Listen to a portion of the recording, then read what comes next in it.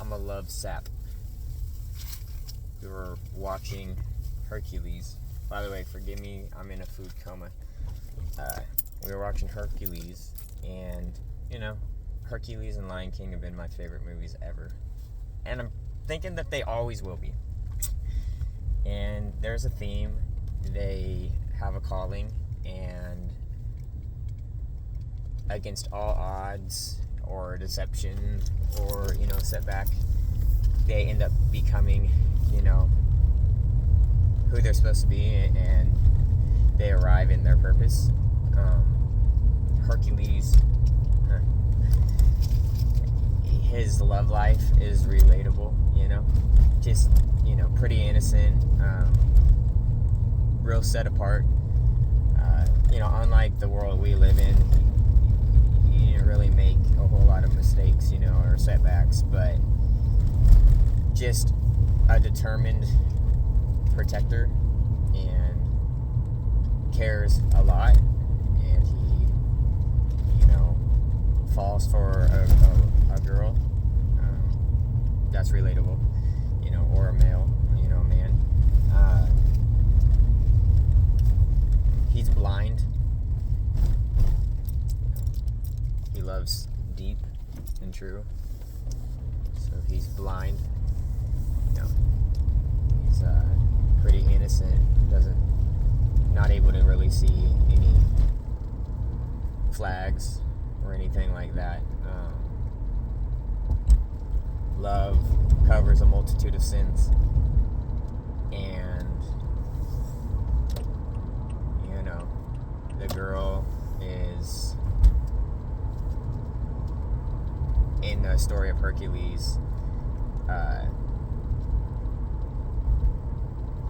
she's blind to what she has, but knows it's accessible, and it takes her a time to realize that. Meg, I believe, she doesn't believe that she's worth this type of love, reckless love, just a pure love, a blind love. And so, she was easily persuaded and influenced to do wrong for her own. She lived a hard life, right? Had poor experiences with the men, and seemed to be controlled by a lot of things.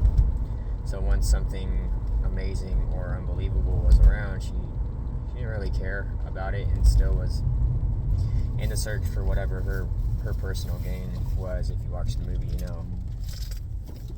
And but Hercules, he's one in a billion. He chose her. He, against all odds, to the end, was committed, and even the person that ended up being the worst for him, he never gave up. He saw in her what she didn't yet see, and what she didn't think she was worthy of getting. And Hercules, he was warned. He didn't see the things. He was so immersed in love and the experience that he was going through that he hadn't went before, that he was all in. And possibly it's because he didn't have his parents. He was not around them, right? And he's trying to find his way in the world, and he wants to live up to his calling. And no matter what he does, it just seems it's not enough. Not yet. Eventually it is. So anyways, Hercules was willing to give his life, his soul, his strength, his ability, his tie to his source of power. Now Hercules obviously isn't a true thing. To a lot of people there is. They believe in many gods, mythical gods, and all that stuff. And I believe that there is fallen angels, and that these things are more influential than people would know. But again, it's still a relatable thing. And these type of themes are in all sorts of movies. and they relate to us. That's why they use them all the time in movies. Anyways, you see how the enemy can use what we long for or what we put our all into. We don't yet know our potential, and we can't really arrive there yet. The enemy will put things in a way so it prevents us from doing it. But true love will sacrifice it all, aka Jesus. So, at the end, Meg gets it together and she gave herself. That's what ended up happening.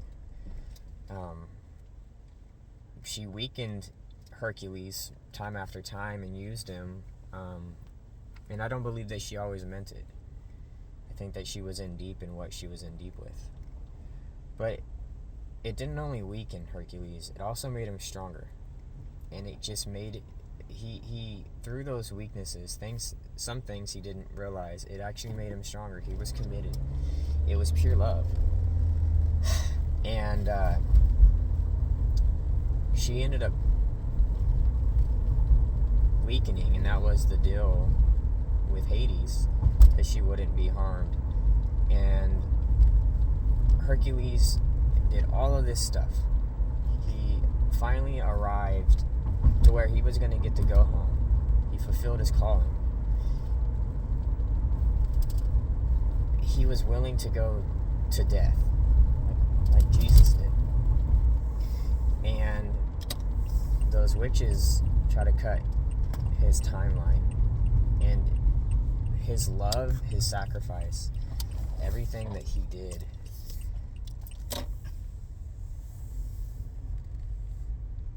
he was immortal. He was eternal.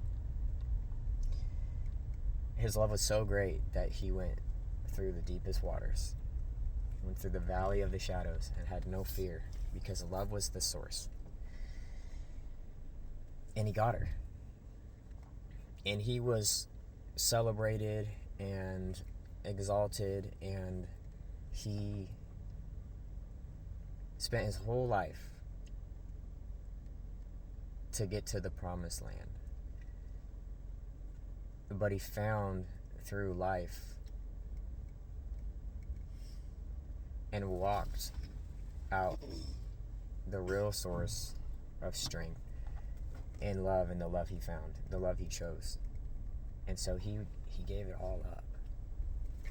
Again, this is not ultimately the best comparison, because we are to give up whatever at all cost, because ultimately our promised land is the best. But God knows our hearts. He wants our love to be great, and I know He will bless us with our desires and true purposes in our life. And I just love the movie. I said I'd be a child at heart, but it's the heart in me that believes in what seems to be impossible. Meg said, because she felt guilty but couldn't say it bluntly, that sometimes it's okay to be alone because people are liars and users. And Hercules was so blind and so deep in love, his choice, what he's seen in her, that he didn't see her capabilities. And we all have those capabilities. Not always, but sometimes we wake up. So I love the story of Hercules in the same way I love the story of Lion King and Simba becoming what he became, even with the losses, the trials, the exiles, and he came back. He believed lies. He went through loss, but it made him stronger. I love you guys. I love this story of Hercules, and I love God, and I know that He is in control of everything, and that we can always turn back, and we can always be grateful, and we need to be grateful for what God has given us and has shown us through people and the love that they've given us. we can all relate to Meg, and we can all relate to Hercules. And that's okay. Let's learn our lessons. Let's get strong. And let's love so deep that we are willing to just jump into the valley of the shadows, knowing that our source of strength, our source of power, is the deepest, purest love. And there's no losing when you arrive at that. I love you guys. God bless.